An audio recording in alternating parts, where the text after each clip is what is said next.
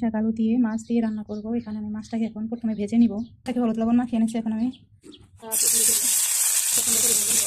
ভাজা হয়ে গেছে, চুলা বসিয়ে দিচ্ছি, তাতে পেঁয়াজ দিয়ে দিচ্ছি। এখন তেল দিয়ে দেবো পেঁয়াজটাকে ভাজার জন্য।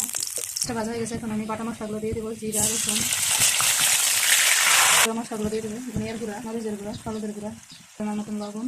মশলাটাকে সুন্দর করে কষিয়ে নেবো। মশলাটা কষানো হয়ে গেছে, এখন আমি আলুগুলোকে দিয়ে দেবো। আলুগুলোকে দিয়ে সুন্দর করে মশলাটাকে কষিয়ে নেবো।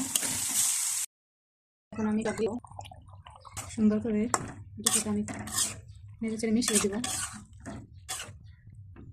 হয়ে গেছে, এখন একটু ঢেকে দিব। পাঁচটা প্রায় হয়ে আসছে, আমি মাছগুলো দিয়ে দেবো শাকের ভিতরে। মাছগুলোকে দিয়ে দিচ্ছি, নেড়ে চেড়ে মিক্স করে নেবো। হয়ে গেছে, এটা নামিয়ে নেবো। সবাই কমেন্টস করে জানাবে কেমন হলো পুঁই শাক দিয়ে মাছ দিয়ে আলু দিয়ে রান্না।